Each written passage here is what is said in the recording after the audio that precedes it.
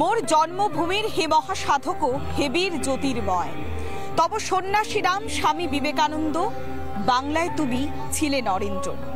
রামকৃষ্ণের আশিস লইয়া করিলে বিশ্বজয়। হ্যাঁ, তিনি বিশ্ব জয় করেছিলেন। তিনি বিশ্বকে নিজের মতো করে বানাতে চেয়েছিলেন।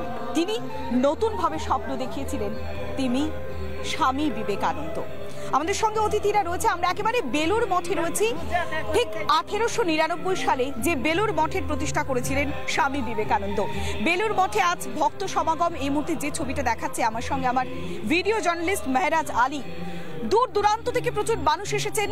সাধারণ মানুষের সঙ্গে বিভিন্ন রামকৃষ্ণ মিশন থেকে এসেছেন পড়ুয়ারা, বিভিন্ন স্কুলের পড়ুয়ারা এসেছেন, সাধারণ মানুষ এসেছেন। আজ স্বামী বিবেকানন্দের 163তম জন্মদিবস।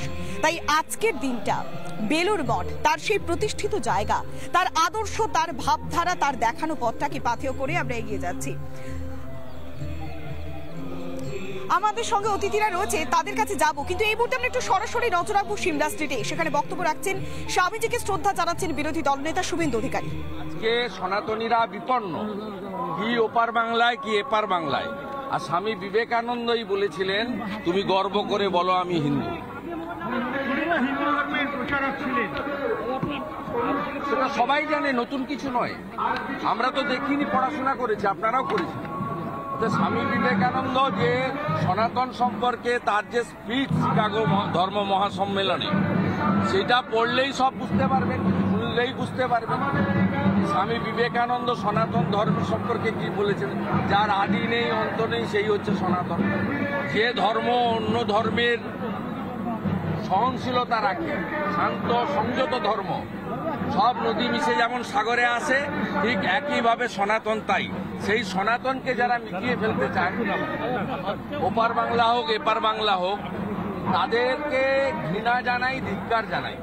এমনকি তামিলনাড়ুর একজন ডেপুটি চিফ মিনিস্টার, তিনি সনাতন ধর্মকে বলেছেন করোনা, ম্যালেরিয়া, কলেরার সঙ্গে তুলনা করেছেন।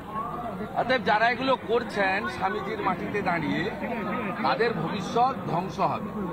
স্বামীজি ঈশ্বরের বরপুত্র ছিলেন এবং ঠাকুর শ্রী শ্রী রামকৃষ্ণ দেবের পূর্ণ আশীর্বাদ প্রাপ্ত একজন যুব সন্ন্যাসী ছিলেন। আমার এটা প্রায় 30 বছরের কাছাকাছি হয়ে গেল, কলেজ লাইফ থেকে অদ্যাবধি এখানে আজকের দিনে আসা। 8টার আগে আসি, আজকে 8টা 10-15 মধ্যে এসেছি। মাল্যদান করেছি, প্রণাম করেছি, গর্ভগৃহ দর্শন করিয়েছেন আমাকে মহারাজ। আমি কৃতার্থ। একটাই কথা, তিমিরও রাত্রে পোহায়ে মহাসম্পদ, তোমারে লবিব সব সম্পদ পায়, মৃত্যুরে লব অমৃত করিয়া তোমারও চরণ ছয়। জয় ঠাকুর, জয় ঠাকুর। সব ধ্বংস হয়ে যাবে, স্বামীজি আছেন, সব ধ্বংস।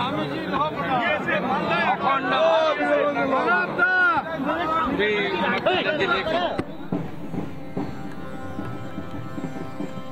নানা ধরনের কন্টেন্ট দেখার জন্য লাইক করুন, শেয়ার করুন আমাদের ফেসবুক পেজ, সাবস্ক্রাইব করুন আমাদের ইউটিউব চ্যানেল। পাশাপাশি অন্যান্য ব্রেকিং নিউজের জন্য অবশ্যই চোখ রাখুন রিপাবলিক বাংলায়।